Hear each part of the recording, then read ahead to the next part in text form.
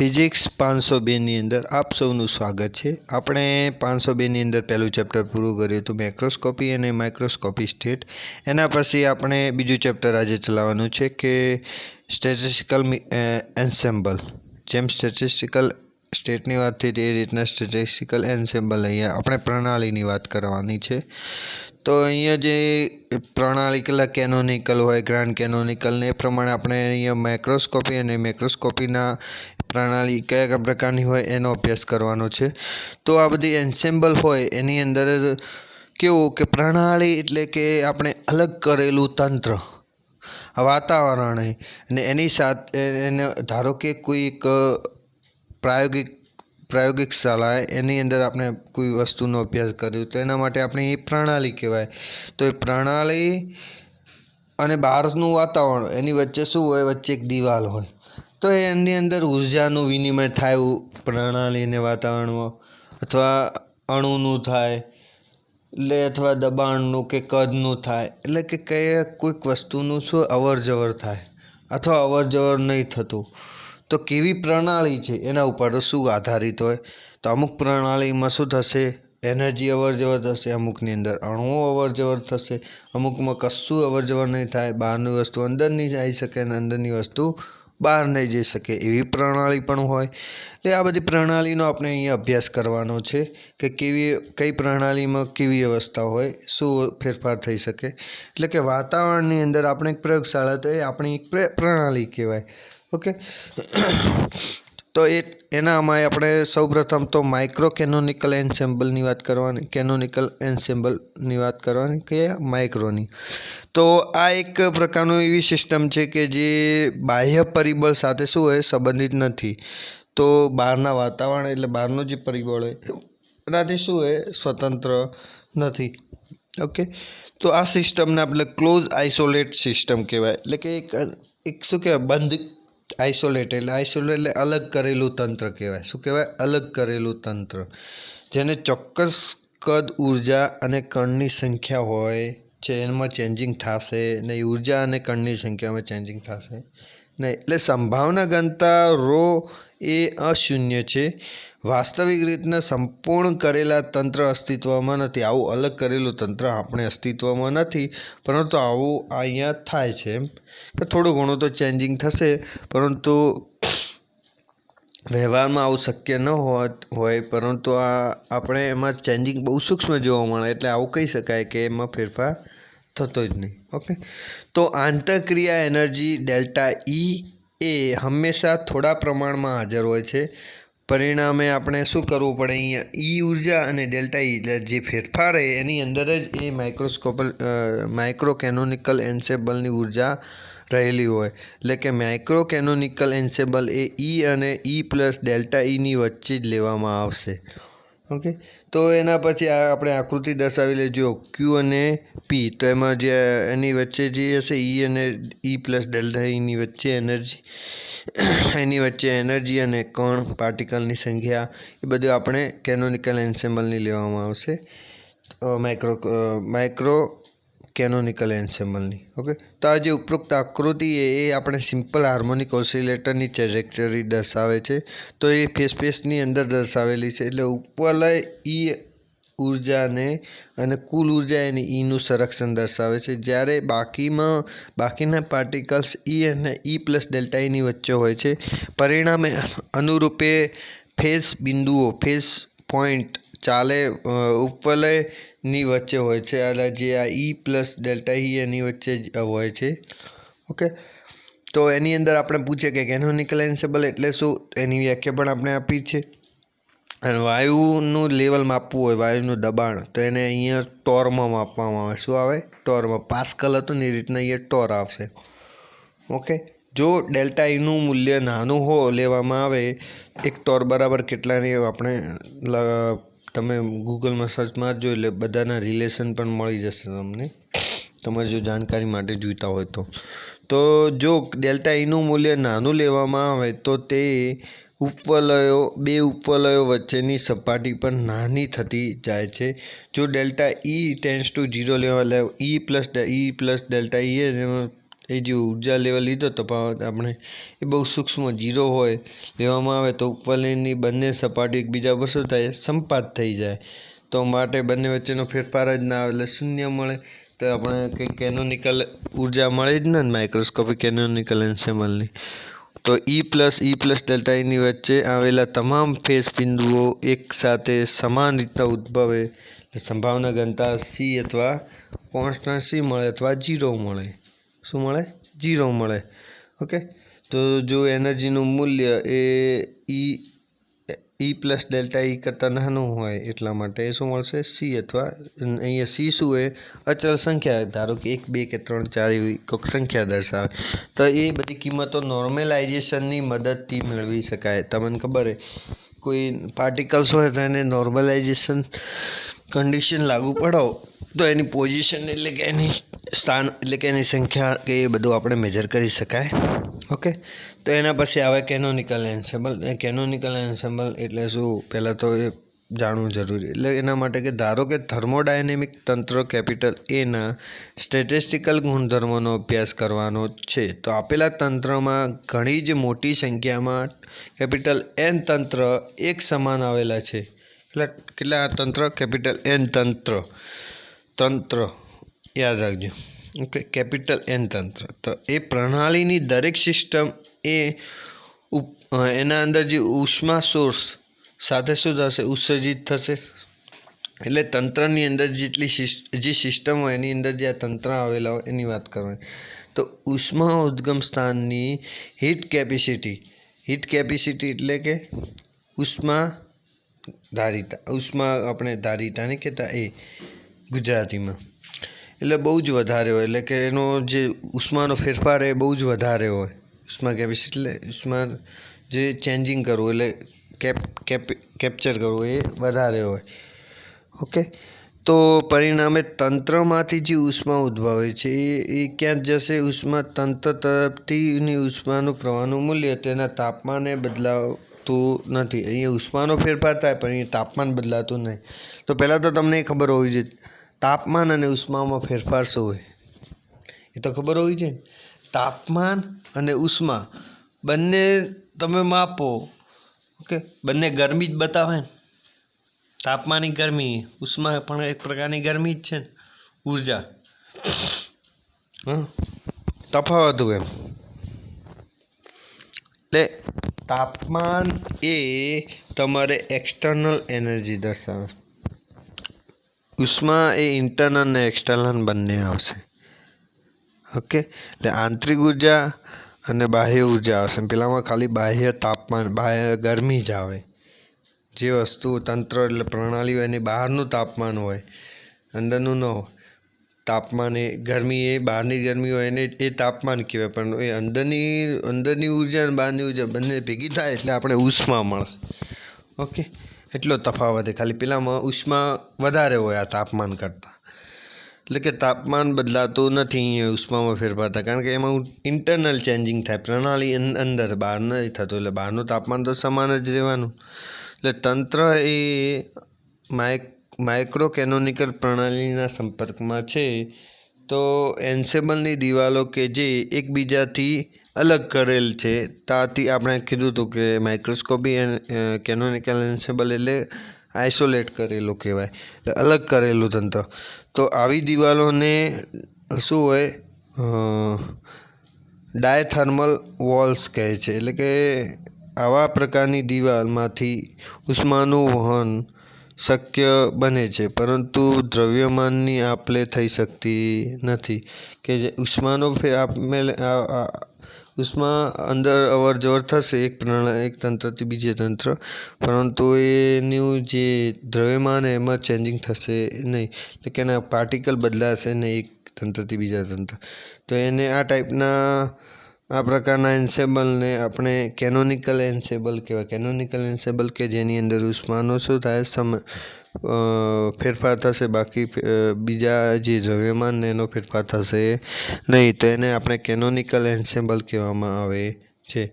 તો અહીંયા જો એ અને A' બે બતાવ્યું કે એક સિસ્ટમ એક તંત્ર એની અંદર આપણે પ્રણાલીની વાત કરીએ, ધારો કે કોઈ એક કેનોનિકલ એન્સેમ્બલ એ માઇક્રો કેનોનિકલ સિસ્ટમમાં આવેલી છે, તો એ ડેશ એ માઇક્રો કેનોનિકલ સિસ્ટમ है, તો સિસ્ટમની અંદર એક શું એન્સેમ્બલ પ્રણાલી આવેલી, ઓકે।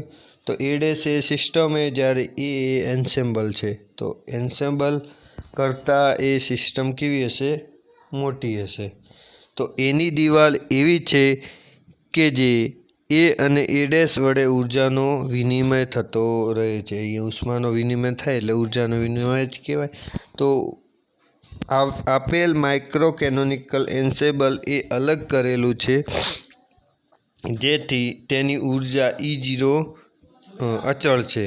તો કેપિટલ એ જેવા દરેક તંત્ર એક સમાન સંભાવનાની ઉદ્ભવે છે તેમ કહી શકાય, ઓકે।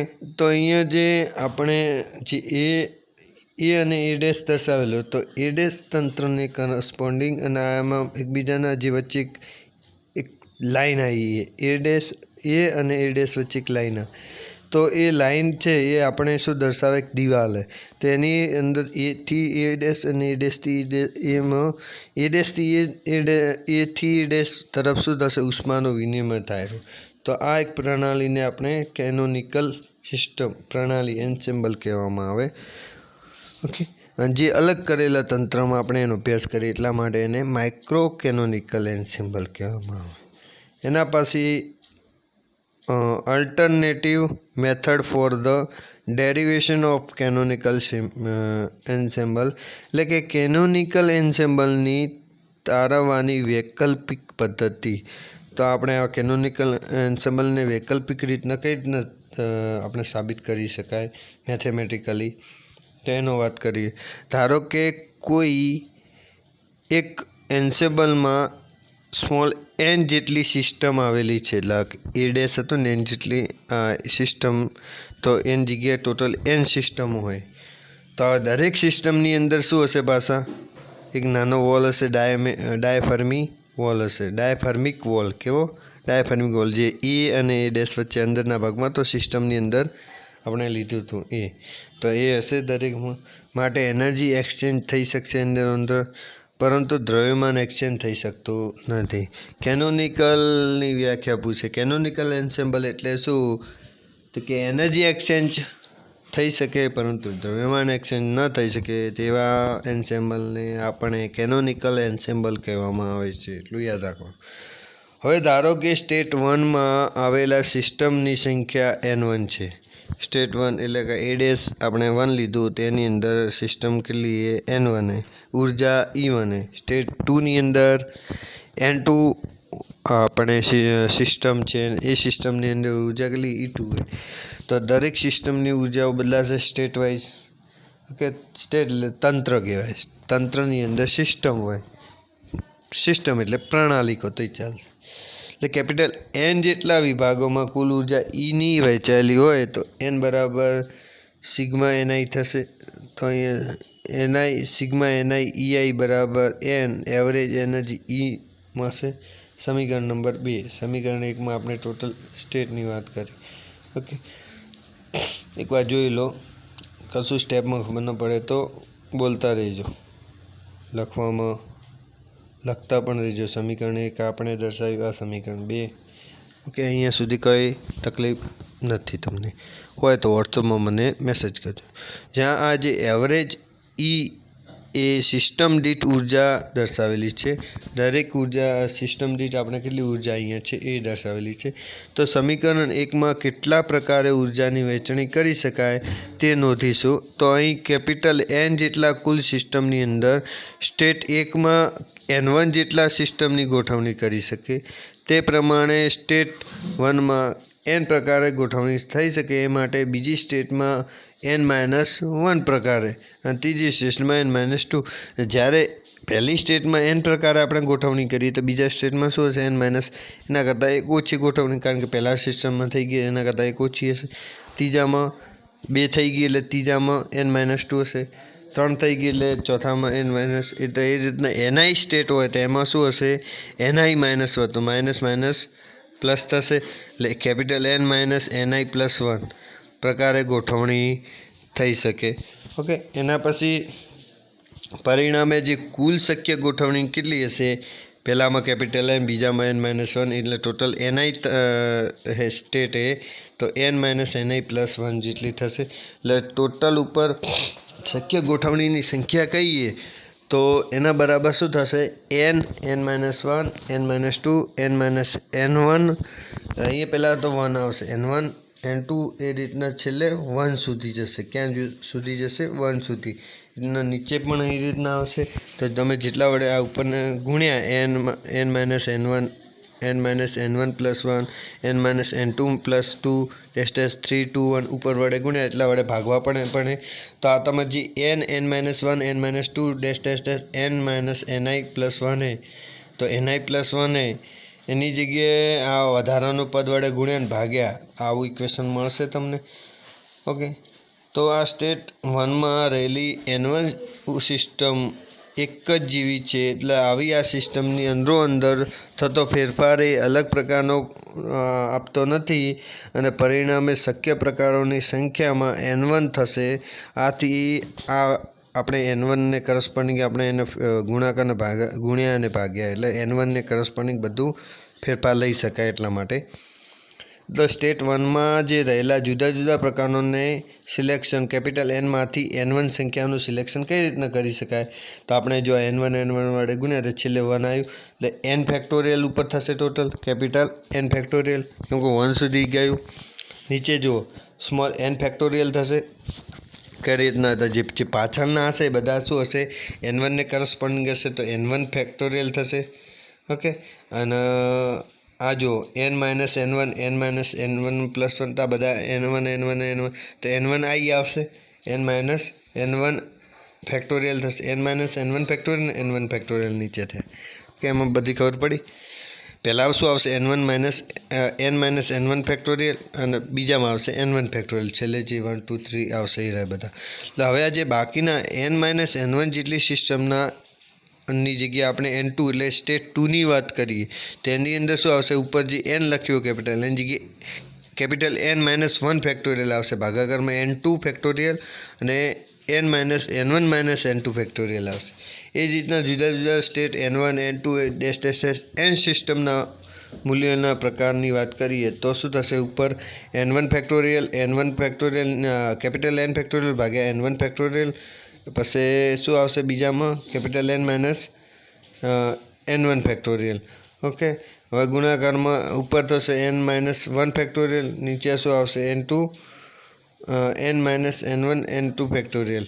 ઓકે, એટલે આ રીતના ચાલ્યા કરશે શેક સુધી। ટોટલ ઉપર શું આવશે?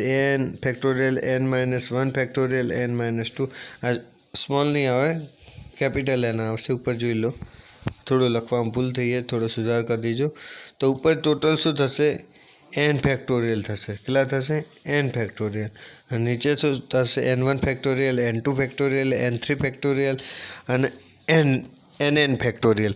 ઉપર ખાલી n વધશે, n ફેક્ટોરિયલ, n-1 ફેક્ટોરિયલ, તો આ બધા ફેક્ટોરિયલ ગણો તો પણ એ n ફેક્ટોરિયલ જ કહેવાનું હોય। ઓકે, પરંતુ એ નીચે શું હશે? n1 ફેક્ટોરિયલ, તો ઉપર જો નીચેનું પદ હશે તો ઉપરના એક પદ વડે જશે। જો આ પહેલું પદ નીચે જો n-n1 તો n1 એ 1 કહેવાય, તો એ n-1 ફેક્ટોરિયલ થઈ ગયું।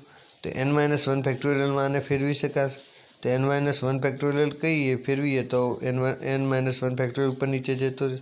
બીજાનું હશે એ ત્રીજામાં n-n1 હોય તે પેલામાં આવશે n-n1 તે પણ નીકળી જશે। ટોટલ ઉપર તો n ફેક્ટોરિયલ જ વધશે, નીચે શું વધશે? n1 ફેક્ટોરિયલ, n2 ફેક્ટોરિયલ એ બધા જ વધશે, સમીકરણ એક પ્રમાણે વધશે। એટલે આ તો હતું સંભાવના w મેળવવામાં કુલ નંબર સંખ્યા અને જુદા જુદા શક્ય પ્રકારોની કુલ સંખ્યા દાખલા તરીકે c વડે નક્કી કરી શકાય। c વડે તો એની સંભાવના ટોટલ w કેટલી છે? 1/c ગુણ્યા n ફેક્ટોરિયલ ભાગ્યા n1 factorial, n2 factorial, n3 factorial, nn factorial. તમે પેલા સાદું રૂપ આપશો એટલે તમને આ પદ મળશે, સમીકરણ નંબર 2। તો હવે જો આ સંભાવનાનું મૂલ્ય મહત્તમ કરવા માટે તેનું વિકલન શૂન્ય કરવું પડે તો પહેલું સૌપ્રથમ તો તમને લોગ લેવું પડશે બંને બાજુ। તો લોગ n ફેક્ટોરિયલ બરાબર શું થશે? n log n minus n, તો આ log n ફેક્ટોરિયલનું મૂલ્ય શું મળે? n log n minus 1. તમારે આ કરવું હોય તો પણ કરી શકાય, પરંતુ આ તમે યાદ રાખશો એટલું તમારા માટે બેટર કહેવાશે. ઓકે, એનામાં જે સ્ટર્લિંગ ફોર્મ્યુલા છે એનો આપણે અહીંયા ઉપયોગ કરવાનો. તો પહેલાં તો સૌપ્રથમ શું કરવાનું, જે ઇક્વેશન 2 એના ઉપર log લાગુ પાડી દો, ln w બરાબર શું થશે? ln n ફેક્ટોરિયલ, નીચે ભાગાકારમાં હોય, ભાગાકારમાં ln લાગે તો શું? તો પહેલો માઇનસ નીચે બીજું આવશે. તો ln n factorial minus sigma l ni factorial, આ n1 n2 ની જગ્યાએ આપણે ni કહીએ, તો ni ફેક્ટોરિયલ અને c છેલ્લે તો માઇનસ ln c આવશે. ઓકે, તો આની આ જે ઉપરનું જે મેથડ એનો ઉપયોગ કરીએ સ્ટર્લિંગ ફોર્મ્યુલાનો, તો શું થશે? log n ફેક્ટોરિયલની જગ્યાએ n ln n minus n થશે. પેલામાં sigma ni log ni minus ni, ln c તો એમને એમ જ રહેશે. હવે આનું સાદુરૂપ આપો એટલે સિગ્મા ni બરાબર તો કેપિટલ n થાય, n અને સિગ્મા ni જતા રહેશે એટલે શું વધશે? Minus ln n minus n sigma ni જે આવશે તો સિગ્મા ni n એ નીકળી જશે. જો અહીંયા સિગ્મા ni અને n એ નીકળી, કારણ કે n બરાબર સિગ્મા ni થશે. એટલે ln w બરાબર n ln n minus sigma ni ln i minus ln c થશે. તો અહીંયા જો મહત્તમ સંભાવના મેજર કરવી હોય તો આનું વિકલન ડેલ ln w બરાબર 0 થવું જોઈએ. તો આ 0 થાય તો એના બાજુનું પદ ln minus sigma ni ni minus ln c બરાબર 0 થવું જોઈએ. એટલે આનું વિકલન કેવું થવું જોઈએ? 0 થવું જોઈએ.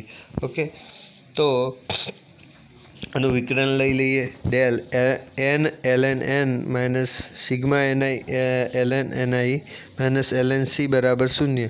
જો આનું વિકલન 0 લઈએ તો અહીંયા તમને ખબર જ છે કેપિટલ n એ તમારી સંખ્યા નિશ્ચિત છે, ફિક્સ સંખ્યા છે, અને c પણ શું હોય? કોન્સ્ટન્ટ છે, અને કેપિટલ n પણ કોન્સ્ટન્ટ. એ બંનેનું વિકલન કેવું થાય? કોન્સ્ટન્ટનું વિકલન 0. તો અહીંયા જે ni એ બદલાય n1 n2 એ પ્રમાણે, તો એનું વિકલન લઈ શકાય. તો del sigma ni ln ni બરાબર 0 થાય. તો અહીંયા જો આનું વિકલન મેજર કરવું તો ni છે, સિગ્મા બહાર કાઢી નાખો, તો ડેલ ni ln ni, તો એના બરાબર શું થશે?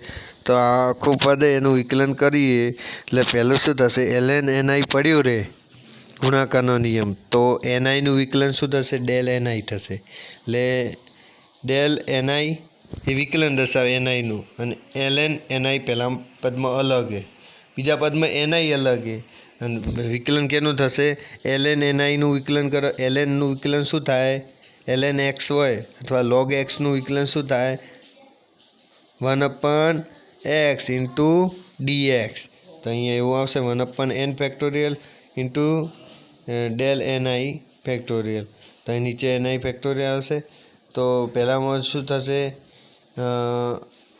ni જતા રહેશે ઉપર નીચેથી ni, તો ni નીકળી જાય તો શું વધશે? ડેલ ni વધશે. તો ડેલ ni વત્તા ln ni અને ડેલ ni વધશે બરાબર 0 થશે સિગ્મા. તો અહીંયા જો સીમા શરતો લાગુ પાડવાની સમીકરણ નંબર 3ની અંદર, તો બે રીતના સીમા શરતો લાગુ પડશે. એક તો પાર્ટિકલને કરસ્પોન્ડિંગ, અણુઓની સંખ્યાને કરસ્પોન્ડિંગ, અને બીજું એની ઉર્જાઓને કરસ્પોન્ડિંગ. તો સિગ્મા ni બરાબર તો કેપિટલ n થશે. તો ડેલ ni બરાબર શું થશે? 0, કારણ કે સિગ્મા ni કેટલા? n. તો ડેલ ni કેટલા મળશે? 0 મળશે. તમારે બંનેમાં 0 મળે તો આખું પદ 0 થઈ ગયું. એ જ રીતના હવે ni સિગ્મા i, એટલે n એમાં પણ છે, ડેલ એવરેજ e પણ છે. એમાં sigma i into del ni એમાં પણ પાર્ટિકલ n કોન્સ્ટન્ટ, એટલે પણ શું થશે? 0. એટલે એનો 3a અને 3b ઇક્વેશન આપણને 0 મળે, કારણ કે અણુની સંખ્યાને ફિક્સ છે અંદર, એટલા માટે, કેમ કે આઇસોલેટ કરેલું હોય. તો અહીંયા જે 3a અને 3b સમીકરણ 3માં મૂકીએ તો ln ni ડેલ ni બરાબર 0 થાય, સમીકરણ નંબર 4. તો સમીકરણ 3ને આલ્ફા વડે અને સમીકરણ 3bને બીટા વડે ગુણાકાર કરી સમીકરણ 4માં ઉમેરતા, તો સમીકરણ 3ને આપણે આલ્ફા વડે ગુણ્યા તો આલ્ફા સિગ્મા ડેલ ni વત્તા beta sigma EI del NI વત્તા જે આપણે સમીકરણ 4 હતું એ રહ્યું સિગ્મા ln NI DI બરાબર 0. ઓકે, કારણ કે આ ત્રણનો બરાબર 0 જ છે એટલે ત્રણેયનો સરવાળો પણ કેવો થશે? 0 જ થાય. ઓકે, એટલે સિગ્મા ln NI વત્તા આલ્ફા વત્તા બીટા EI ગુણાકારમાં ડેલ NI બરાબર 0. તો આ ત્રણના અંદર ડેલ NIના કારણે 0 થાય. શું થાય? ડેલ NIના કારણે. તો ડેલ NI બરાબર 0 છે, પરંતુ આ ln NI વત્તા આલ્ફા વત્તા બીટા EI બરાબર 0 થશે નહીં. અથવા એના મૂલ્ય પણ આપણે 0 લઈએ તો ગમે તે એકનું મૂલ્ય 0 લઈએ તો આપણે એની મળશે શું? આલ્ફા અને બીટાની કિંમત મેજર કરવી તો અહીંયા શું થશે? ln NI વત્તા આલ્ફા વત્તા બીટા EIનું મૂલ્ય આપણે 0 લઈએ. બંનેનું મૂલ્ય 0 હોય તો. જો બંનેનું મૂલ્ય 0 હોય અને એનો ગુણાકાર પણ 0 મળે આપણને. સમીકરણ નંબર 5. તો અહીંયા ln NI વત્તા આલ્ફા બીટા I બરાબર 0 થશે. તો ln NI બરાબર minus alpha minus beta I. તો NI બરાબર e આલ્ફા અને e બીટા I થાય. સમીકરણ કેપિટલ A. પરંતુ અહીંયા સિગ્મા NI બરાબર n થાય.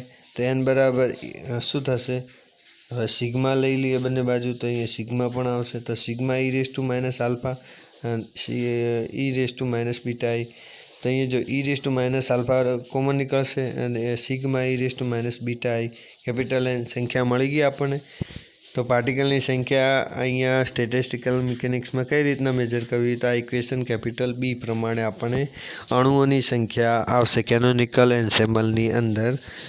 તો એના પછી આપણે સરેરાશ કિંમત અને એના અંદર જે ફ્લ્યુચ્યુએશન એટલે કે એની અંદર ફેરફાર થાય, વધઘટ થાય, તો એ કેનોનિકલ એન્સેમ્બલની અંદર કેટલી ઉર્જાનો તફાવત થાય એ બધું આપણે નેક્સ્ટ લેક્ચરમાં જોઈશું. આજના લેક્ચરમાં અહીં સુધી જ.